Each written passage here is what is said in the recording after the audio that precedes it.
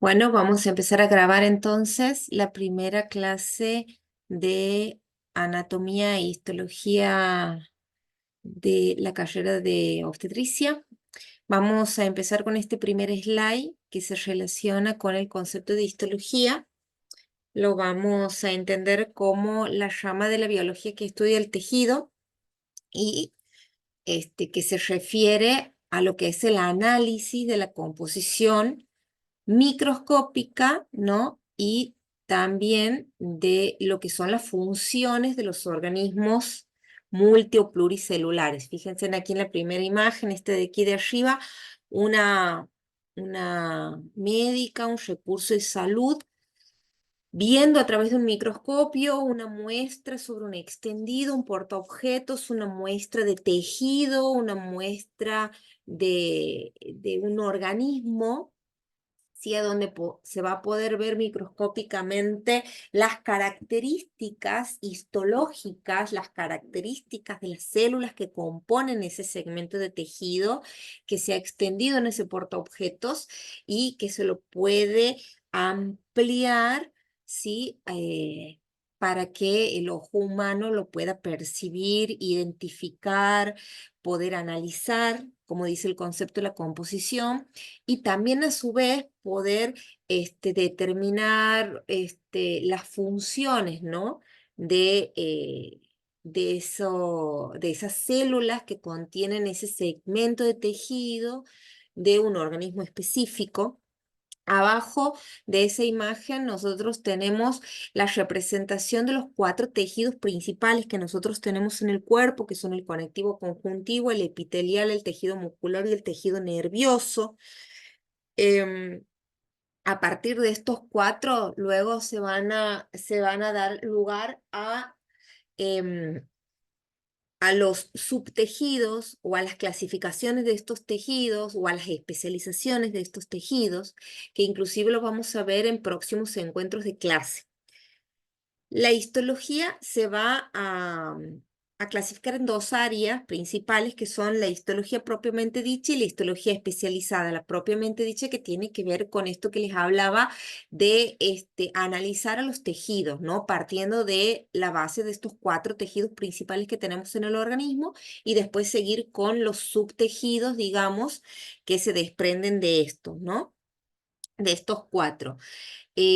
Por otro lado, vamos a tener la histología especializada, que es una histología que va a analizar las células que están contenidas o que conforman las estructuras orgánicas, ¿no? O sea, la célula del riñón, la célula del hígado, la célula del corazón, etcétera. O sea que la histología especializada ya va a ir dirigida específicamente al análisis microscópico de la estructura de cada órgano en particular, ¿sí? Eh, lo que nos permite la histología de esta manera es comprender, por lo tanto, lo complejo de los tejidos, ¿no? Lo complejo de los órganos, todo a un nivel microscópico. Bien, vamos a seguir con la filmina que tiene que ver con el concepto de citología, el concepto de célula.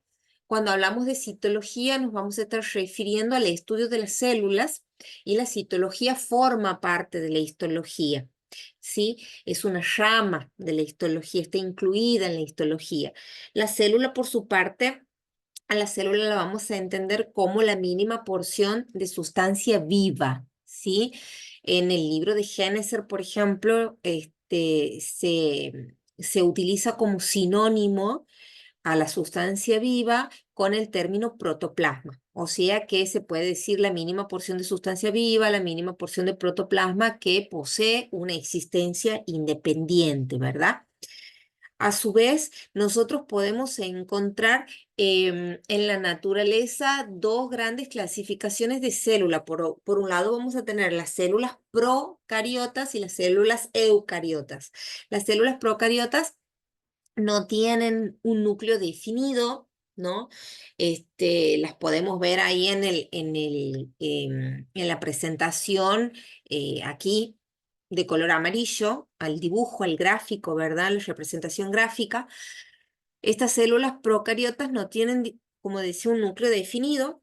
En lugar de tener una envoltura que rodea ese núcleo, que por lo tanto no va a ser definido, el material genético, que normalmente en la eucariota sí está organizado, aquí en la procarionta no va a ser de esta manera, se va a encontrar ubicado en una región que se llama nucleoide, no sé, dentro del citoplasma.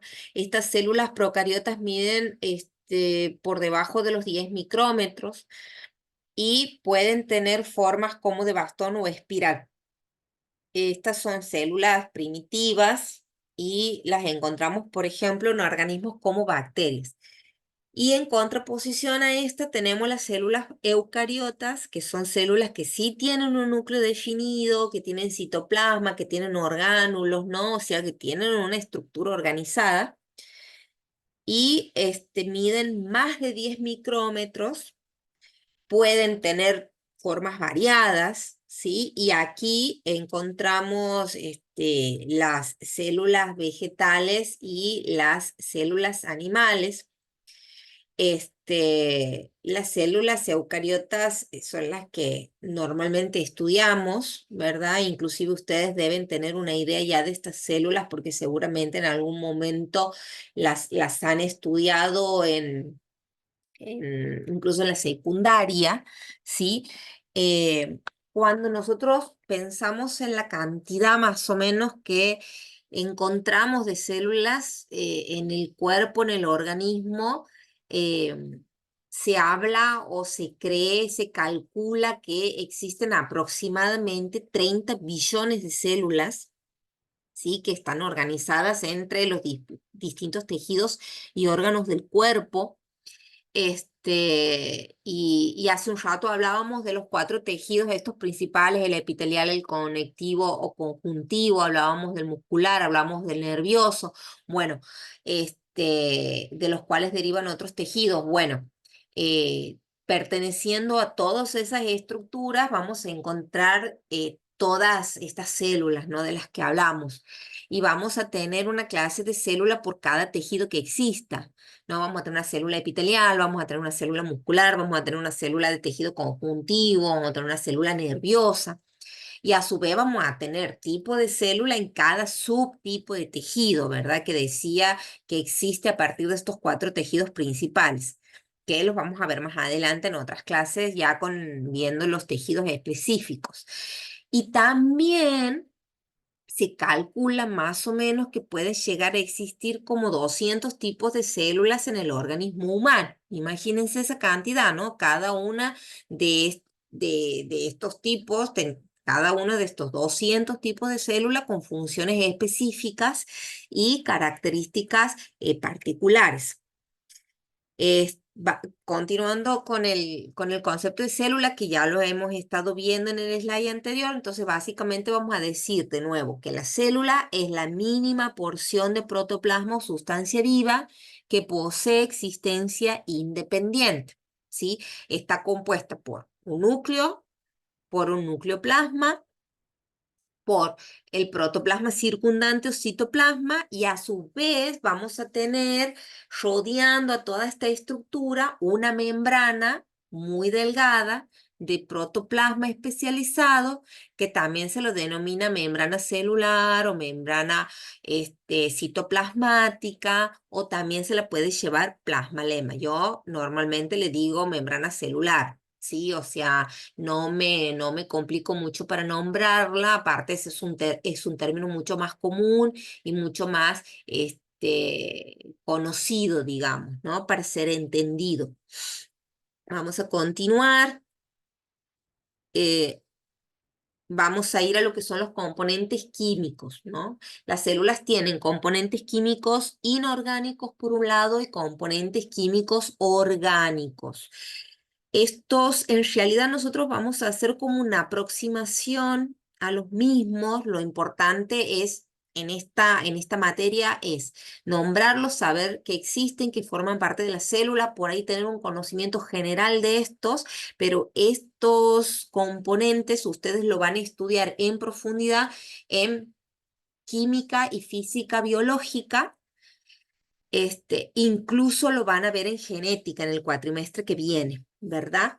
Pero nosotros ahora aquí vamos a hacer un acercamiento general a estos componentes. Vamos a empezar por el agua, entendiéndola al agua como todos la conocemos, ¿no? Como ese elemento esencial para la vida. El agua entendida como un solvente, ¿no? Aquí un término nuevo para nosotros, ¿no? Solvente entendido como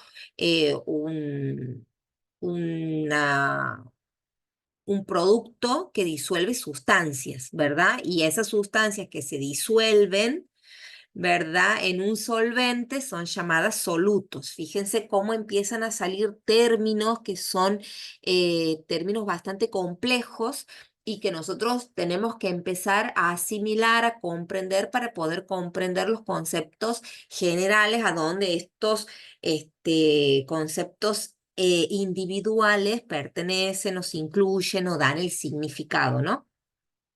Yo siempre les recomiendo, como les decía a los chicos en la clase anterior de la otra comisión, cuando ustedes se estudien inclusive, que van a imprimir el programa, lo van a ver, van a ir viendo tema por tema del programa y lo van a ir transcribiendo en un cuaderno así de esos grandes tipo arte, tema por tema, se van a poner célula, concepto de célula, características, bueno, y van a ir describiendo la célula, así como yo lo voy haciendo en orden ahora.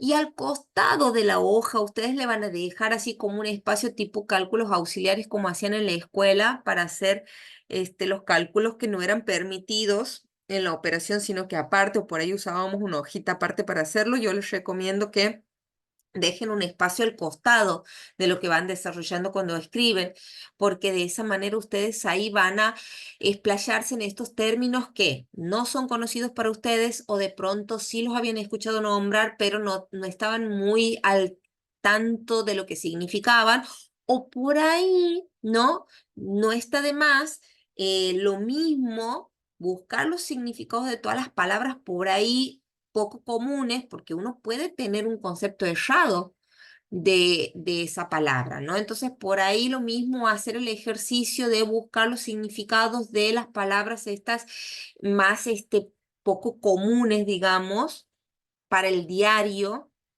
de todos, de nosotros. Entonces, escribirlas, ponerles el significado, comprender ese significado y luego volver, ¿no? A la hoja donde estaba desarrollando los temas y ya van a ver que es mucho más fácil comprenderlo al tema mayor, ¿no? Al concepto mayor que estábamos describiendo una vez que ya comprendemos cada palabra que lo conforma.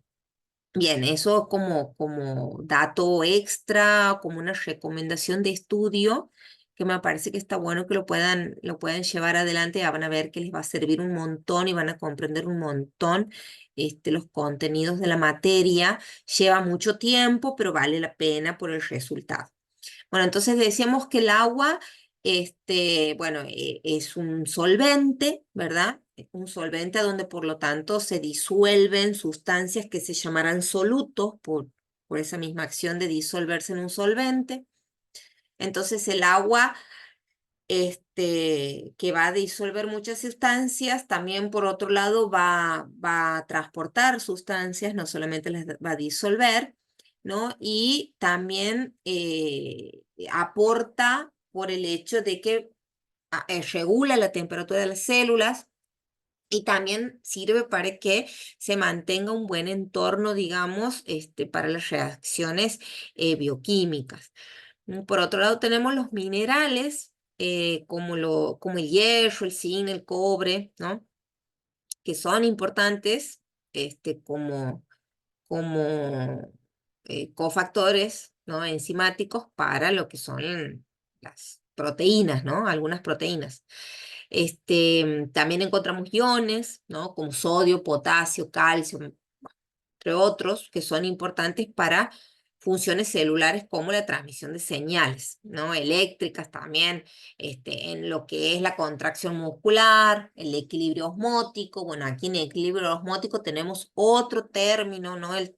Otro término nuevo, no sé si por ahí osmótico era un término conocido por ustedes, pero cuando nosotros hablamos de equilibrio osmótico, estamos hablando de mantener la misma cantidad de sustancias de ambos lados de una membrana semipermeable, ¿no? Entre otras funciones. Entonces, aquí retengamos esto de equilibrio osmótico, esto de osmótico, vayamos eh, recuperando estos términos por ahí poco conocidos, ¿sí? Que lo vamos a empezar a escuchar mucho a lo largo de la carrera. Y después vamos a tener los componentes químicos orgánicos, ¿no? Aquí los componentes químicos orgánicos tenemos carbohidratos o glúcidos, tenemos los lípidos, las proteínas, los ácidos nucleicos. Cuando hablamos de carbohidratos, bueno, aquí tenemos los azúcares, por ejemplo, simples, ¿no? Como la glucosa, y también tenemos otras moléculas más grandes como el almidón. Nosotros, nuestros amigos carbohidratos que nos encantan los carbohidratos, bueno, pero también son bastante críticos, ¿no? Porque, bueno, hay que manejarlo con mucha responsabilidad el consumo de carbohidratos por nuestra salud.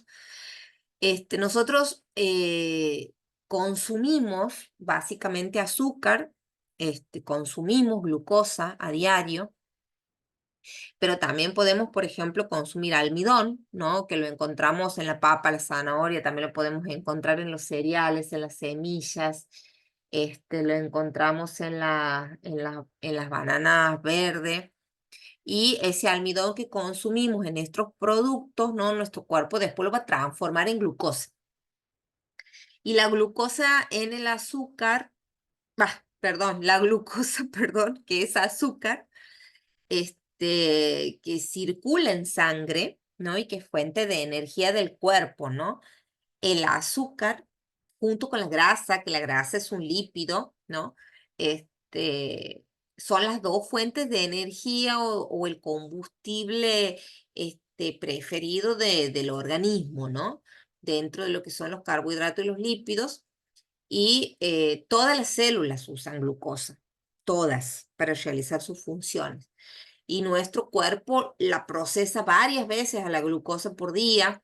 Cuando nosotros comemos, actúa el páncreas va a liberar un producto que se llama insulina. Esto lo van a ver más adelante en fisiología en el segundo cuatrimestre, ahí van a ver con más profundidad, pero así como para tener una idea.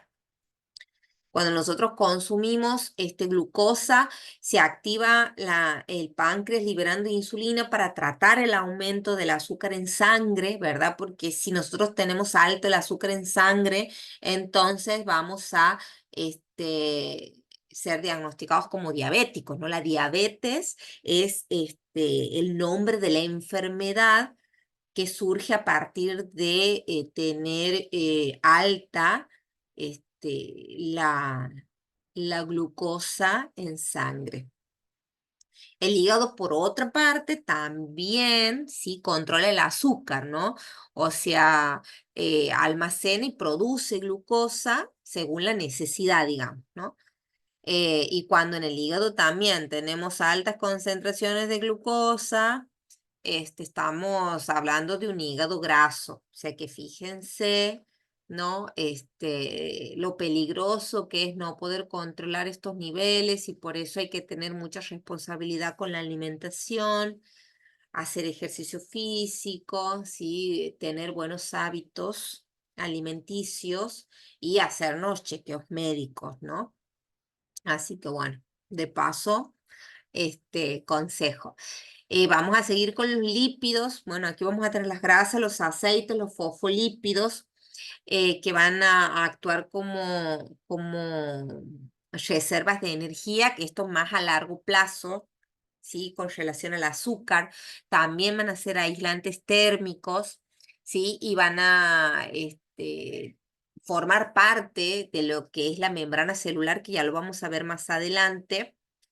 Las proteínas, por otro lado, que son moléculas grandes, son macromoléculas, son moléculas grandes que van a cumplir varias funciones en nuestra célula, van a estar por ahí representadas en formato de enzimas, de colágeno, de hormona. Si es en formato de enzima, va a servir para acelerar procesos químicos.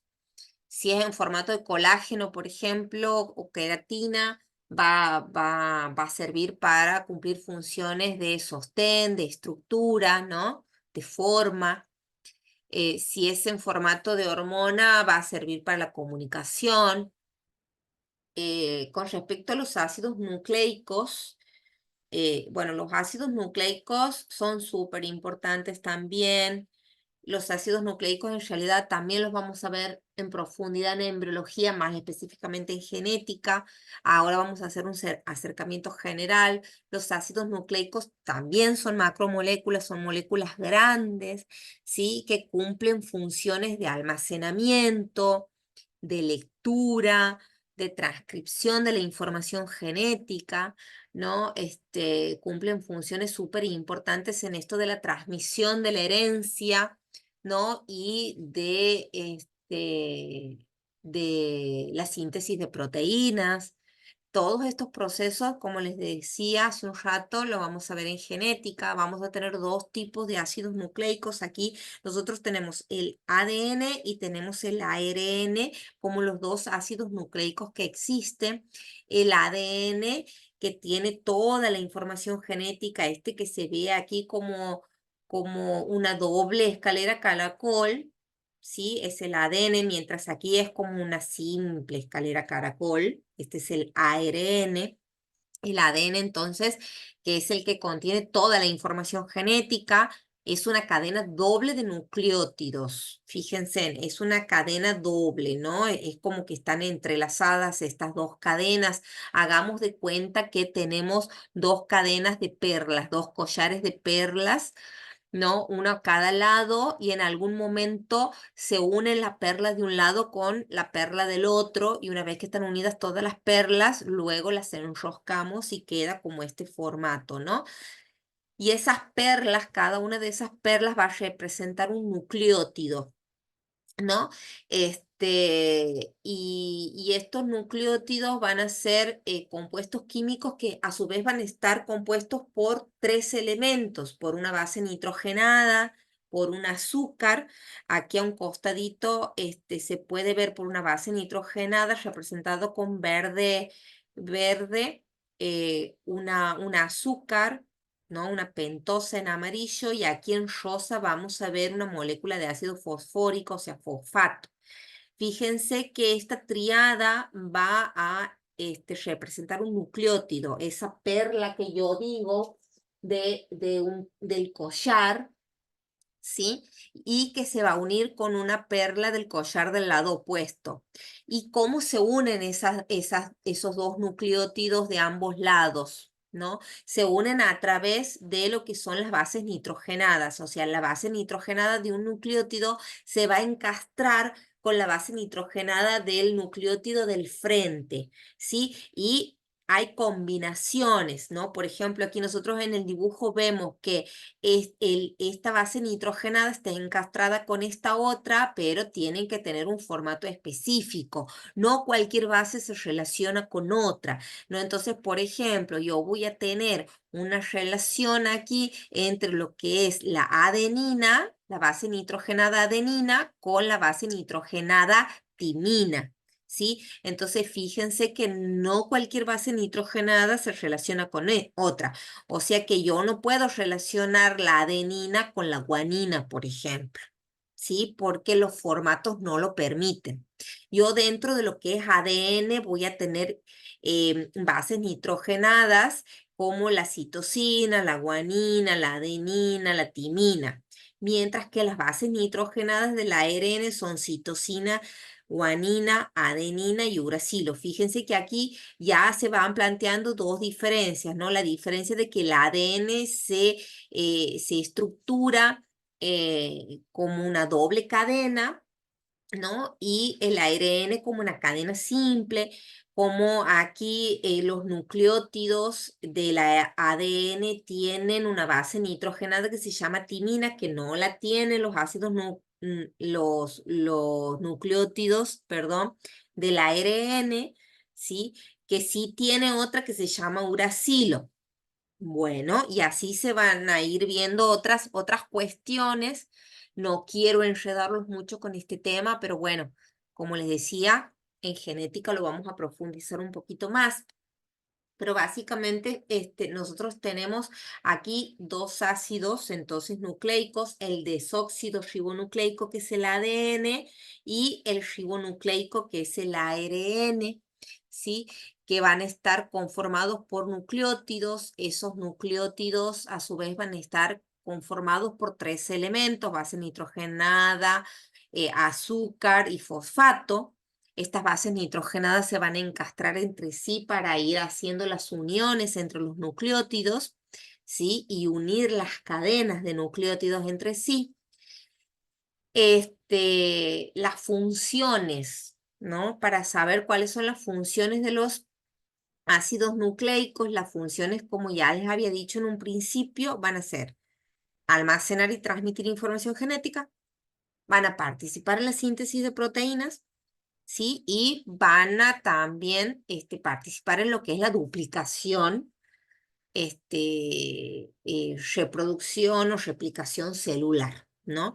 Estos tres procesos, tanto la transmisión genética como la duplicación del material genético para la reproducción celular, y el proceso de síntesis de proteínas lo vamos a ver en genética.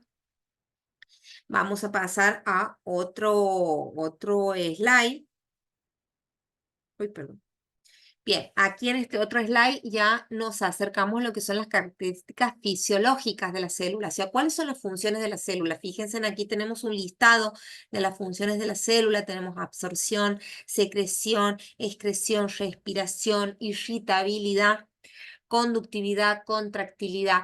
¿Y qué significa cada una de estas funciones? Vamos a tener por un lado lo que es la absorción. ¿Y a qué nos referimos cuando hablamos de absorción? Nos estamos refiriendo a que la célula puede absorber sustancias del entorno, del medio que la rodea. Básicamente es eso.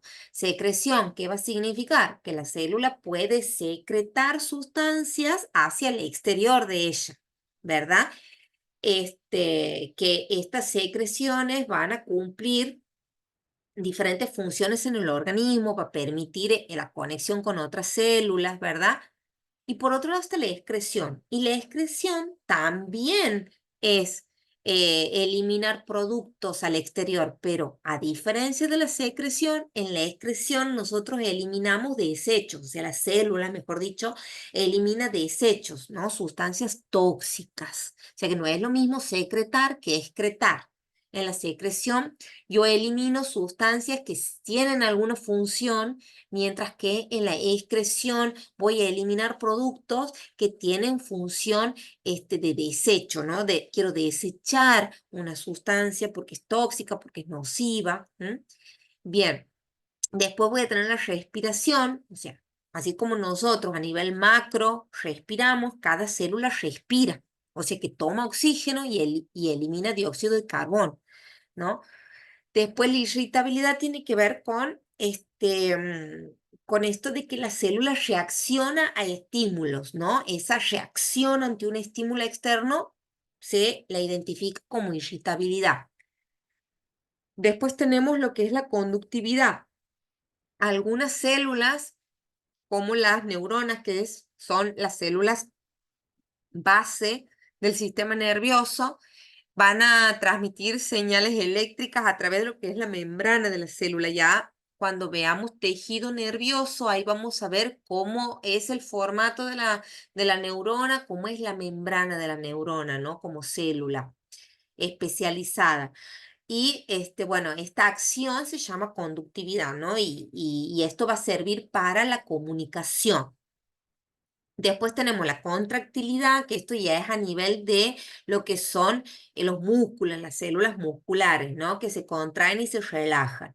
Y después, por último, tenemos la reproducción. Nosotros aquí en este slide tenemos la representación gráfica de dos tipos de divisiones celulares. Tenemos la mitosis y la meiosis. La mitosis, que es una división celular que ocurre a nivel de las células somáticas o corporales. Soma significa cuerpo, ¿sí? O sea, nosotros estamos, como decíamos al principio, dotados de aproximadamente 30 billones de células y todas esas células que forman parte de nuestro cuerpo se dividen, se reproducen. De una célula madre u progenitora tenemos como resultado dos células hijas que son idénticas a la progenitora o madre, ¿no? Y a esta división la llamamos mitosis. ¿Cuándo? Cuando ocurre en una célula somática, o sea, una célula corporal, y cuando el resultado da dos células hijas idénticas a la progenitora. Por otro lado, la meiosis ocurre a nivel de las células sexuales, o sea que la meiosis es una división especializada para dar lugar como resultado a células sexuales, que son los espermatozoides en los varones y los óvulos en las mujeres. ¿Sí? Hacia adentro de la meiosis también tengo otros detalles en los cuales no voy a entrar porque esto también es un tema de genética, entonces se lo va a ver en profundidad ahí, pero básicamente en la meiosis lo que voy a tener como resultado, a diferencia de la mitosis, es que de una célula progenitora madre inicial voy a obtener finalmente cuatro células hijas, pero que tienen la mitad de la carga genética de la madre, de la progenitora. En la mitosis yo tenía dos células hijas de una célula progenitora y esas dos células hijas eran idénticas a la célula madre.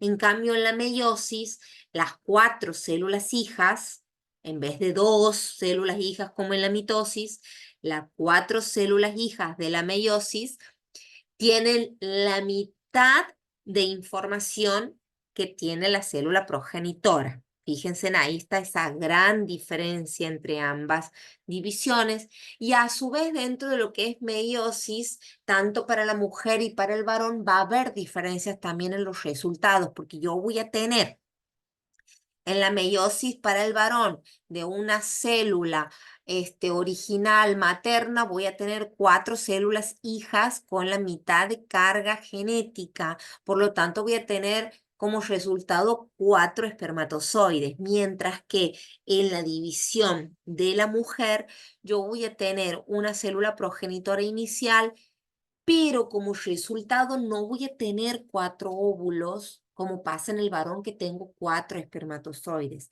sino que voy a tener un solo óvulo, finalmente, si se da la fecundación, ¿verdad?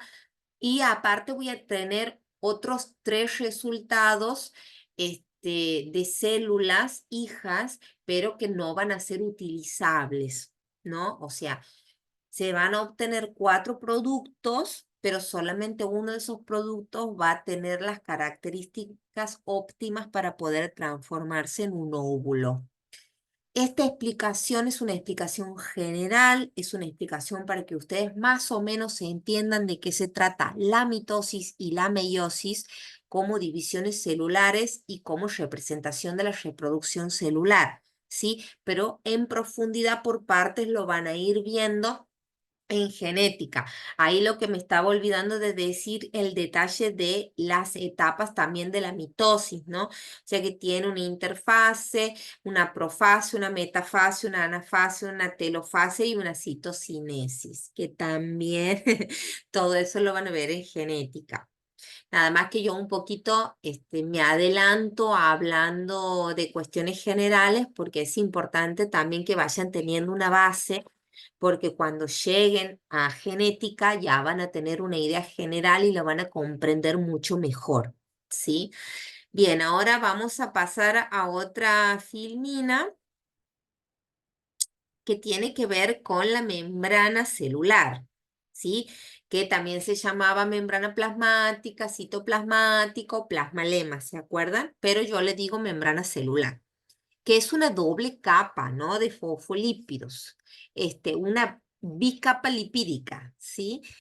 También como se la suele nombrar, y que me va a rodear a la célula, ¿sí? Me la va a delimitar y va a contener todo lo que está dentro de la célula, ¿no? En el citoplasma. Y hace un rato ya habíamos nombrado los fosfolípidos, ¿no? Allá en los organismos estos, en los componentes orgánicos, digamos, de la célula, ya habíamos nombrado los fosfolípidos y también habíamos nombrado las proteínas, ¿verdad? Entonces, fíjense cómo aquí yo en esta capa, en esta doble capa, yo tengo una capa hacia arriba y tengo una capa aquí abajo, entonces es una doble capa, una bicapa, ¿sí? Lipídica o fosfolipídica. Vamos a tener fosfolípidos, vamos a tener proteínas, fíjense aquí de color azul, ¿sí? Voy a tener glicoproteínas, ¿sí? Voy a tener proteínas tipo canal, fíjense que tienen aquí como un canalcito en el medio, proteínas integrales, bueno, carbohidratos, ¿m? Vamos a tener eh, bueno, todos los componentes que me la van a conformar esta bicapa. Pero fíjense los fosfolípidos que los encontramos aquí en grandes cantidades abajo y arriba, ¿no? Fíjense la estructura que tiene, como arriba tiene como esta cabecita de color naranja y después tiene como dos patitas, ¿no? Así como son dos colas que parecen como fósforos con doble maderita, ¿no? Aquí abajo lo podemos ver al fosfolípido, ¿no? Aquí en diferentes representaciones gráficas lo podemos ver a los fosfolípidos y cómo estos a su vez son extraídos, ¿no? Y vistos aquí a gran escala para que vean la estructura del fosfolípido. El fosfolípido básicamente tiene una cabeza y dos colas, ¿no? Y la cabeza se dice que es polar y que es hidrofílica. ¿Qué significa hidrofílica? Hidro de agua y fílica relacionado con que hay una afinidad, una filial, ¿no? Entonces, hidrofílico se va a entender como que tiene afinidad con el agua, mientras que las colas son hidrofóbicas. ¿Eso qué significa? Que repelen el agua, o sea, hidro de agua, fóbico, ¿no? Como que repele, como que no le gusta. Entonces, la cabeza va a ser hidrofílica, o sea que va a tener afinidad con el agua, y las colas van a ser hidrofóbicas, o sea que van a repeler el agua. Y esta membrana va a separar el interior de la célula con el exterior de la célula. Y de esta manera se va a permitir, ¿no?, un equilibrio entre ambos ambientes, el de adentro y el de afuera de la célula. Y aquí ahora, fíjense en aquel costadito, del slide tenemos lo que se denomina la teoría del modelo del mosaico fluido, ¿no? Esta teoría que está descripta y que está avalada hasta el día de hoy, a donde se refiere al hecho de que esta doble capa de fosfolípidos, esta bicapa lipídica, tiene una estructura dinámica, tiene una estructura flexible, ¿no? Que los elementos que se encuentran en ella son, son dinámicos, ¿no? Se mueven, ¿no? No es algo estructurado, estático, ¿no? Em, Básicamente, esta teoría está hablando de que esta fluidez de membrana, este dinamismo de la membrana permite que la célula pueda interactuar con otras células, con su medio, ¿verdad? Y pueda realizar múltiples funciones, ¿no? Bien, vamos a seguir. Vamos a ir ahora a lo que es el transporte a través de la membrana, un tema también súper importante, que es un tema que incluso ustedes lo deben haber visto ya en algún momento de su formación, ya en la secundaria, son temas que se suelen ver. Por un lado vamos a tener el transporte pasivo o transporte simple, que es un transporte donde no se utiliza gasto de energía, y por otro lado voy a tener el transporte activo a donde sí se utiliza gasto de energía, ¿no? Dentro de lo que es el transporte pasivo simple, yo voy a tener la difusión, que a su vez puede ser difusión simple o difusión facilitada, y voy a tener la ósmosis, ¿no? Cuando hablo de difusión, estoy hablando de una sustancia que se mueve de un lado al otro de una membrana, yendo de un lugar a donde está en mayor concentración con respecto al de menor concentración. En la difusión simple, ¿qué pasa? Aquí cruza de un lugar a donde está en mayor concentración la sustancia hacia el otro lado de la membrana a donde está esa misma sustancia, pero en menor cantidad, en menor concentración.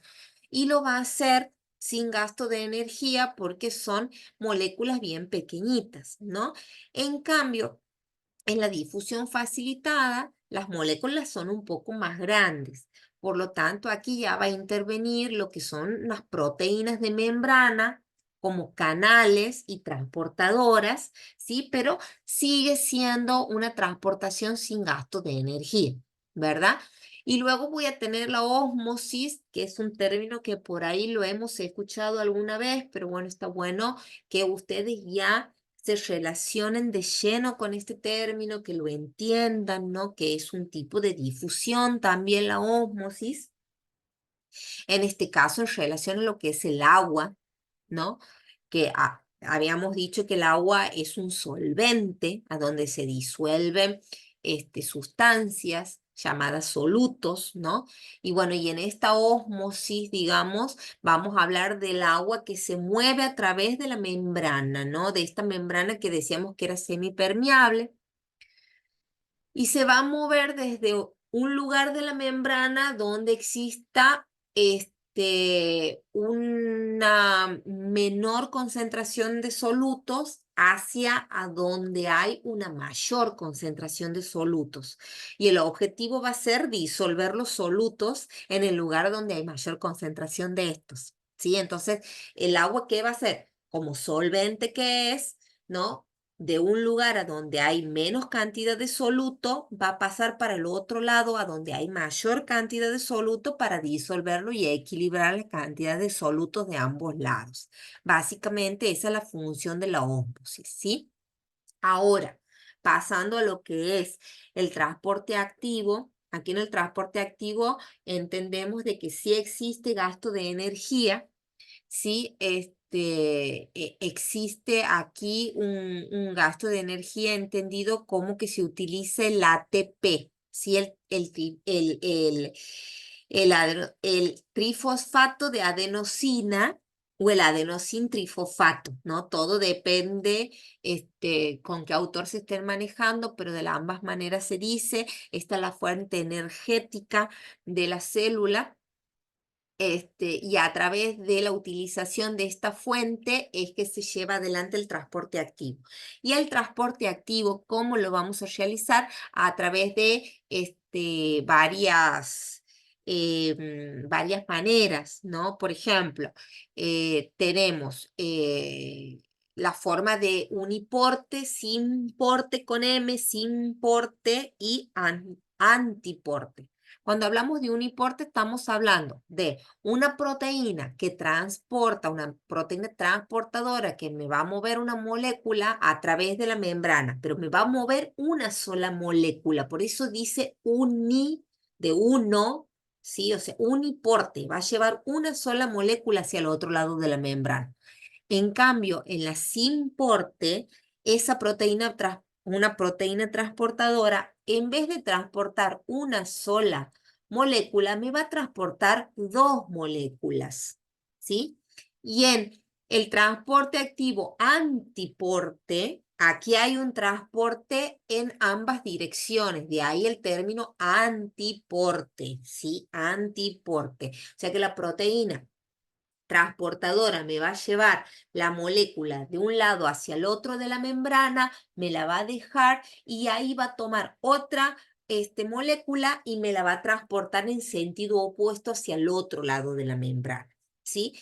Después también tenemos el ejemplo de como transporte activo de la bomba sodio-potasio, ¿no? Que esto es un ejemplo clásico de transporte activo primario, a donde por supuesto se utiliza ATP, ¿sí? Y aquí específicamente es un transporte antiporte, ¿no? A donde llevamos una molécula de un ion de sodio para afuera de la célula y hacemos entrar un ion de potasio hacia adentro de la célula, dicho sea de paso, ¿sí?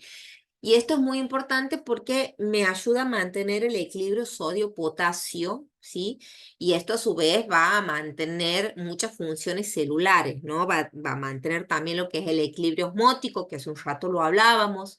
También me va a ayudar a mantener el pH, entre otras cosas.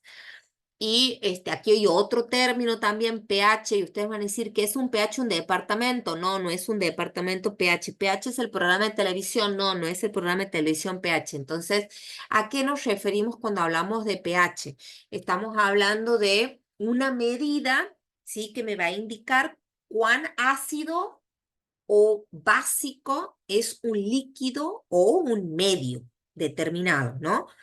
Y esto está relacionado con las cantidades o con las concentraciones de los iones de hidrógeno. Básicamente el pH tiene una escala que va del 0 al 14. El pH 7, por ejemplo, es el considerado neutral, ni ácido ni básico, ¿no? Un pH menor de 7 es entendido como ácido. ¿Sí? Y un pH mayor de 7 es entendido como básico. Un sinónimo de básico es alcalino. Tal vez ustedes lo ubican más con ese término de alcalinidad, ¿no? Entonces nosotros tenemos, vamos a llamarlo así, básico y alcalino, ¿sí? Entonces, el pH de 7 es el neutro. El pH menor de 7 es el ácido y el pH mayor de 7 es el alcalino, ¿sí? Y el pH es muy importante, ¿sí? Porque me va a venir a influir en muchas reacciones químicas, en muchos procesos biológicos del cuerpo, ¿sí? Por ejemplo, a nivel de la obstetricia, a nivel de la ginecología, nosotros entendemos que el pH de la vagina, ¿sí? Tiene que tener una medida entre 3,8 y 4,5. ¿Sí? O sea que es un ambiente ácido, porque está por debajo de 7. Y es necesario que sea ácido. La vagina tiene que tener un pH ácido, un medio ambiente ácido, porque de esa manera se previene que se desarrollen infecciones, ¿no? Que ingresen o que crezcan agentes infecciosos, ¿no? Fíjense de importante esto del pH. Bueno. ¿Qué me está faltando? Endocitosis, exocitosis. Bueno, cuando hablamos de endocitosis, bueno, aquí seguimos, ¿no? Con esta cuestión del transporte activo. Cuando se tratan de macromoléculas, de moléculas grandes, aquí entramos a hablar, ¿no? De la endocitosis y de la exocitosis. Dentro de la endocitosis yo voy a tener a su vez pinocitosis, fagocitosis, endocitosis mediado por un receptor. Voy a tener por otro lado la exocitosis constitutiva y regulada. Cuando uno lo lee así en el slide, a simple vista se entiende que endocitosis es que entra, endo de entrar, y exocitosis es que sale, ¿no? De la célula. Algo entra y algo sale. Entonces, en la endocitosis es cuando se ingiere alguna partícula, molécula, un líquido, algo que está fuera de la célula y se la hace ingresar a la célula. O sea que a nivel de la membrana celular que está rodeando la célula hay una invaginación, se hunde la membrana formando como un saco a donde se absorbe a esa partícula o líquido del exterior que se quiere hacer entrar a la célula, se la engloba, ¿verdad? Y se la hace ingresar. ¿Y cuál es la diferencia entre la pinocitosis y la fagocitosis y la mediada por receptor? Que en la pinocitosis yo, por ejemplo, tengo, o sea, se ingiere pequeñas partículas, ¿sí? aquí estamos hablando de partículas pequeñas. En la fagocitosis voy a estar hablando de partículas más grandes, ¿sí? Y después tengo la endocitosis mediada por receptores, a donde yo voy a tener una endocitosis em, en que las células, a ver, me van a reconocer, me van a capturar moléculas, pero aquí va a haber una ayuda, ¿no? La ayuda de proteínas que funcionan como receptoras de la membrana celular. Así que básicamente voy a tener estos tres tipos en la endocitosis. Después ya tengo la exocitosis, que el mismo nombre me lo dice, ¿no? Saco, libero, ¿no? Libero la sustancia hacia afuera de la célula. Y aquí voy a tener la exocitosis constitutiva y la exocitosis regulada. La constitutiva, que es un proceso continuo, constitutiva, no continuo, no constante. Fíjense que está muy relacionado al término. Entonces, esta es una exocitosis, una liberación de sustancias que se da constantemente. En cambio, la exocitosis regulada, la misma palabra lo dice, no es constante, no es continua, está regulada, sucede de acuerdo a algún estímulo, alguna señal, alguna orden. Se le da la señal y recién ahí se produce la exocitosis, ¿sí? Ahí está la diferencia entre la eliminación, la liberación de una sustancia hacia afuera de la célula de forma continua o de forma regulada, ¿sí? Bien, ahora vamos a continuar con lo que es el citoplasma. Aquí nos vamos a detener poco, ¿no? El citoplasma entendido como ese ambiente que se encuentra entre la membrana plasmática y el núcleo, ¿no? Que es una región gelatinosa y semilíquida. Aquí en el citoplasma nosotros vamos a encontrar, bueno, ya lo habíamos nombrado hace un rato al principio, agua, proteínas, lípidos, ¿no? Carbohidratos. Tenemos aquí aparte orgánulos o organelas, ¿no? Que ahora las vamos a detallar los más importantes, ¿no? Que realizan funciones dentro de lo que es la célula, ¿no? Ahora vamos a pasar a lo que son las organelas u orgánulos. Vamos a empezar por el retículo endoplasmático. El endoplasmático se puede dividir en granular o rugoso o en liso. El retículo endoplasmático granular o rugoso, en general, hablando del retículo endoplasmático, lo vamos a entender. Fíjense en aquí que es como un conjunto así de sacos, ¿no? Que están como limitados por membranas. Son como sacos que forman como una red. Aquí se ve como una red de sacos, ¿no? De túbulos ramificados, que son como bolsas aplanadas, ¿no? Que se denominan normalmente cisternas. Ustedes lo van a escuchar como cisternas del retículo endoplasmático, ¿no?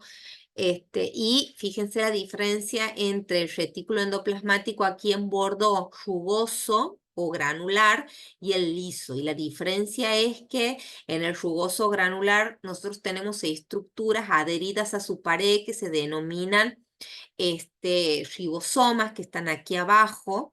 Estos ribosomas que están adheridos a la pared del retículo endoplasmático rugoso son como fábricas de proteínas, ¿sí? Bien. Y por otro lado tengo el retículo endoplasmático liso, que no tiene estos ribosomas y por lo tanto no tienen ese aspecto rugoso. ¿Y cuál es la diferencia entre tener o no tener ribosomas? Bueno, básicamente los ribosomas, al tener esta función de sintetizar proteínas, tienen, le dan esa función al ribosoma rugoso, ¿no? La producción de síntesis, la producción de proteínas, la síntesis de proteínas, que eso yo les decía hace un rato cuando hablábamos de ácidos nucleicos, que la síntesis de proteínas se da lugar por el hecho de que el ADN que está dentro del núcleo que no sale del núcleo hacia el citoplasma, es copiado por el ARN que sí sale del núcleo al citoplasma llevando esa copia del ADN y la lleva precisamente a estos ribosomas, a donde a través de esa información copiada del ADN me van a producir me va a producir la proteína, ¿sí? Entonces, fíjense de importante la función de estos ribosomas, y estos ribosomas no se encuentran en el liso. Ahí en el liso nosotros vamos a tener otras funciones a diferencia del rugoso, que va a ser la síntesis de lípidos o de otras funciones, ¿no? Sí, también como funciones de desintoxicación, así, pero no produciendo proteínas como el rugoso. Vamos a pasar ahora al aparato de Golgi. El aparato de Golgi, que es un orgánulo también, una organela, que básicamente es como la fábrica de empaquetamiento de proteínas y de lípidos, ¿no? Que vienen desde del retículo endoplasmático, ¿no? El aparato de Golgi va a recibir estas proteínas y otros productos del retículo endoplasmático, ¿sí? Y una vez que llegan, ¿no? ¿Qué hace? Las va a empaquetar, ¿no? Y puede ser que las modifique o no las modifique, según la necesidad, según para qué quiere el producto final, ¿no? Y modificándolas o no modificándolas, después de eso las va a clasificar, ¿no? Y le va a decir, bueno, vos sos tal producto y vas a servir para tal cosa, vos sos tal producto y vas a servir para tal otra cosa. Entonces, después de hacer esto, el aparato de Golgi, ¿no? Va a repartir todos esos productos en la célula, ¿verdad? Hacia la membrana celular para que se libere hacia afuera de la célula, ¿sí?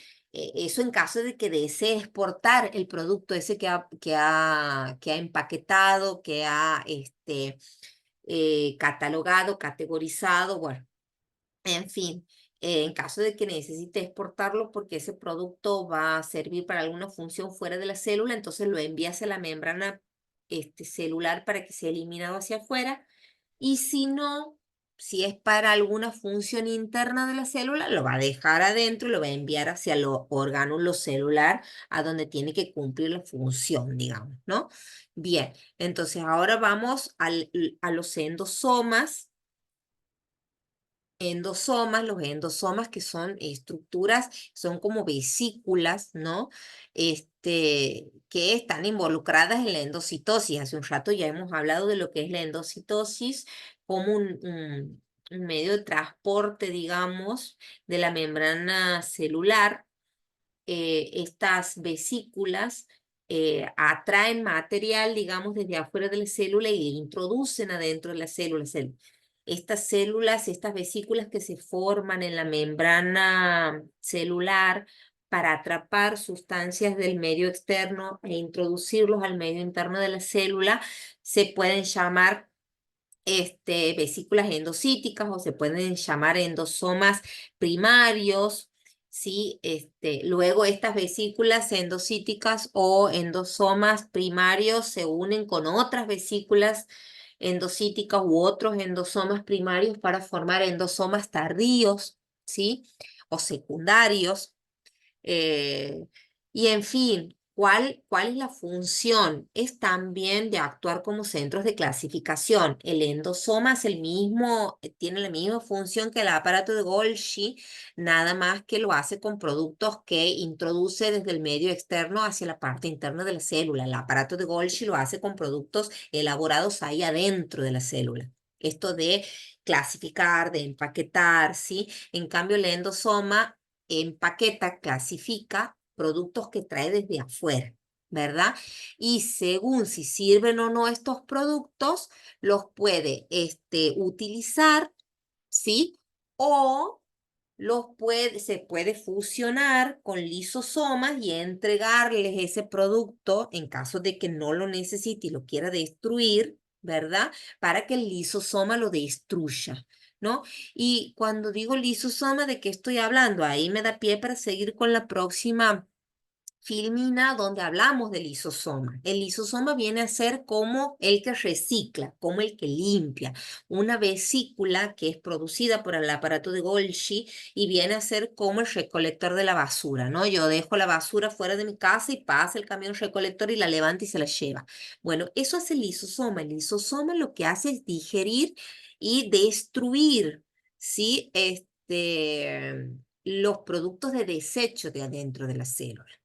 ¿No? Él me mantiene limpia la célula, me la mantiene libre de sustancias nocivas, de sustancias dañinas, incluso de orgánulos que están en la célula y que ya están viejos o dañados, ¿sí? Para que no me dañe el resto de la célula. El lisosoma lo que hace es destruirla, ¿no? Entonces, fíjense la función súper recontra remil importante del lisosoma.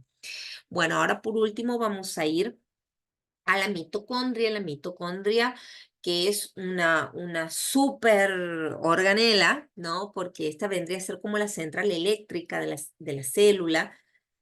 Es el EDS de nosotros.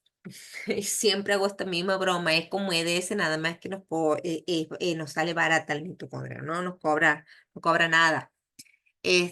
Todo lo contrario, trabaja por nosotros y nos hace re bien, nos da la luz, nos da la energía, ¿sí? La mitocondria va a hacer este proceso por el cual a través de la oxidación de la glucosa y otros nutrientes, o sea, con la glucosa y otros nutrientes en relación con el oxígeno se produce la oxidación y de esta manera se da lugar como resultado el famoso ATP que ya lo hemos nombrado hace un rato, el adenosintrifosfato, que es la base energética, que es la fuente energética, que es el combustible de la célula, ¿sí?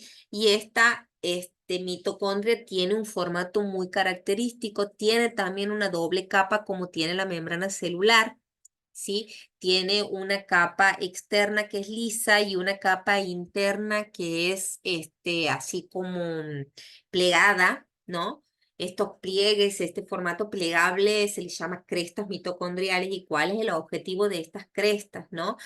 Que estas crestas, estos dobladillos que tiene así como acordeón, sirve para que la mitocondria se pueda expandir y pueda ingresar el oxígeno a su interior, como los pulmones, ¿no? Esto cuando expandimos los pulmones en la respiración, bueno, de la misma manera la mitocondria tiene esta estructura para dar lugar a una expansión y para que pueda entrar el oxígeno, para que se produzca este proceso de la oxidación y así finalmente tener como producto final el ATP como energía, ¿sí? Esta mitocondria es recontra remil importante, porque, bueno, eh, satisface la base de vida de lo que es la célula, ¿no? Y también regula el metabolismo. Y también algo muy importante es que me señala a la célula en caso de que se deba destruir, ¿no? Para programar la muerte celular de ella, ¿no? Bien. Así con esto vamos a llegar al final de lo que es citoplasma y vamos a pasar rápidamente a núcleo, ¿sí? Cuando hablamos de núcleo, que esto también, o sea, vamos a referirnos muy en general a lo que es núcleo porque en profundidad lo van a ver en genética. Vamos a decir que el núcleo es una estructura membranosa, ¿sí? Se encuentra normalmente en el centro de la célula, ¿sí? Va a contener la mayor parte del material genético. ¿Por qué digo la mayor parte? Porque en la mitocondria también encontramos material genético, que es algo que me olvido de decir, pero bueno, en realidad el material genético que está dentro de la mitocondria no sirve a fines de duplicación genética para la reproducción celular o para la transmisión de caracteres hereditarios, ¿no? No sirve para ese fin, así que por eso no lo he nombrado. Entonces el núcleo contiene este material genético, digo, ¿no?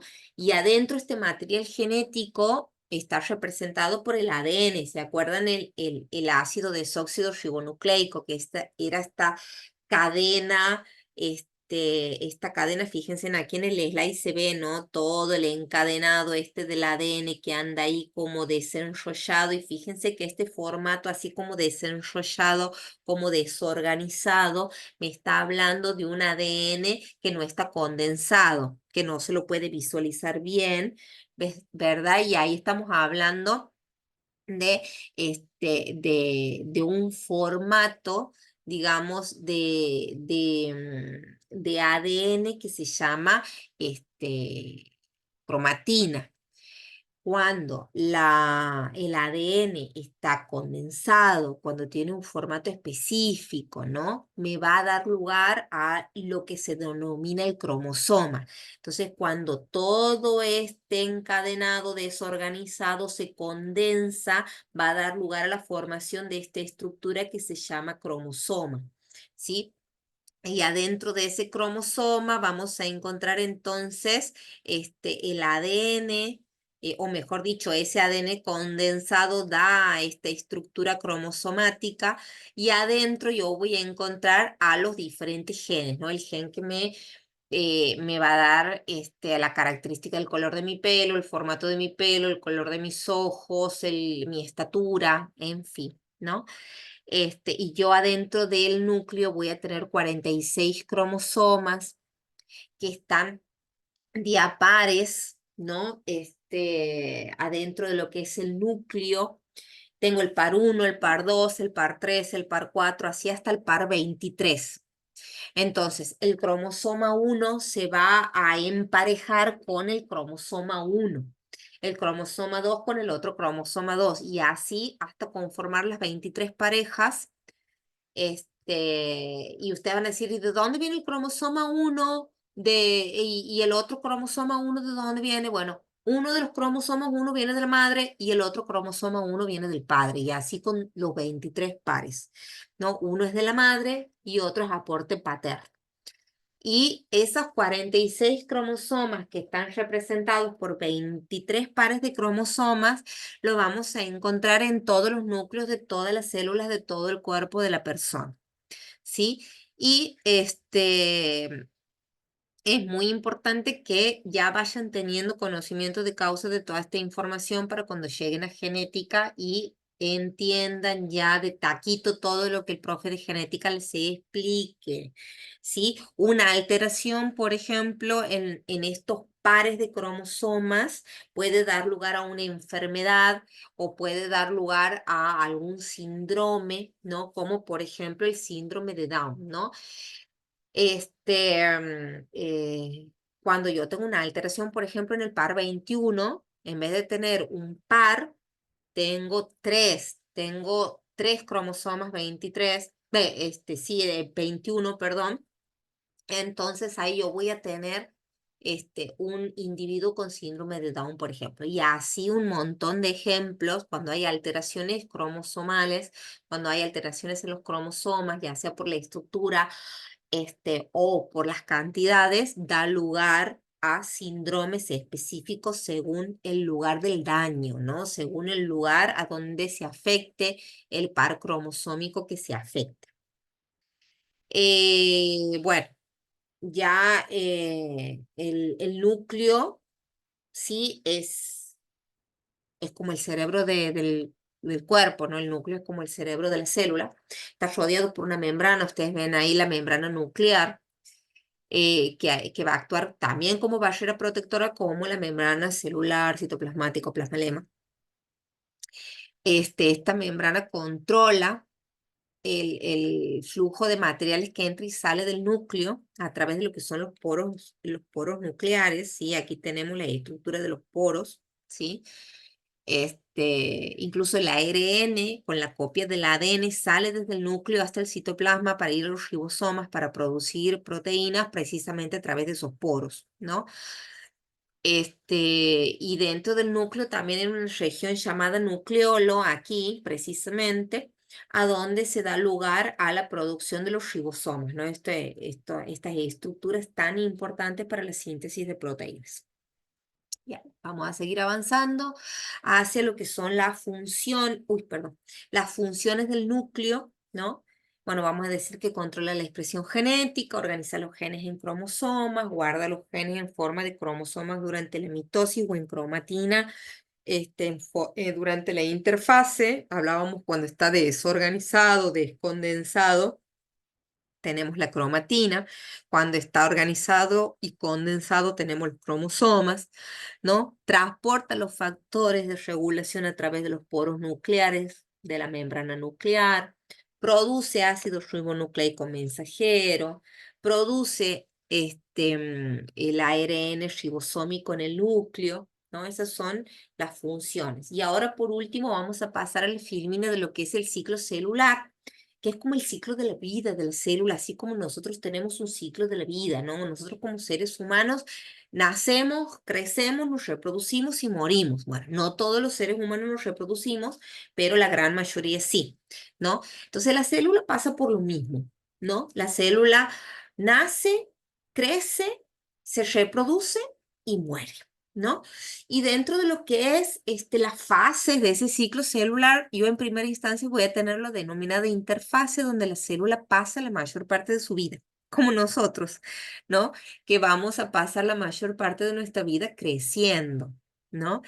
Este, entonces ahí en esa interfase la célula va a crecer, va a realizar funciones normales, ¿no? Se va a preparar para dividirse, ¿no? La interfase se va a dividir a su vez en fase G1, S y G2, ¿sí? La G1 a donde crece, aumenta el tamaño, la de S, la de síntesis, a donde la célula se va a duplicar. O sea, el ADN de su célula que está en el núcleo se va a duplicar. ¿Para qué? Pensando que en un futuro se va a dividir, ¿no? La célula en dos células hijas. Y después viene la fase G2 o GAP2, a donde sigue creciendo, sigue sintetizando proteínas y también hace una función muy importante que es la de controlar a ver si ese ADN durante la fase S, durante la fase de síntesis, se ha duplicado bien, ¿sí? Porque eso también es importante de que se controle. Entonces, el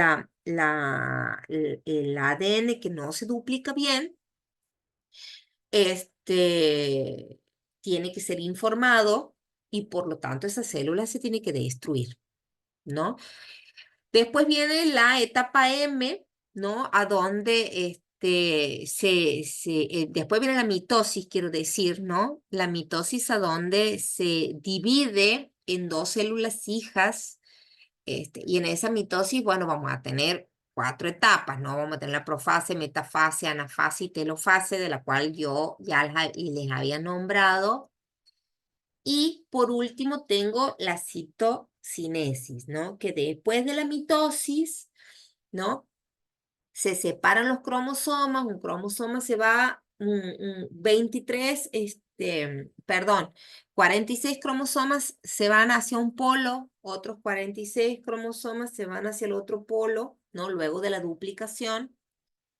Y finalmente se divide en la parte central de la célula, quedando 46 cromosomas hacia un lado en la formación de una de las hijas y los otros 46 cromosomas hacia el otro en la parte interna de la otra célula hija formada, ¿sí? De esa manera, se da lugar al ciclo celular. Si hay alguna falla a nivel de estas estructuras, si se daña la célula tiene que ser señalada y se tiene que programar su autodestrucción, su muerte, digamos, ¿no? A través del proceso de apoptosis.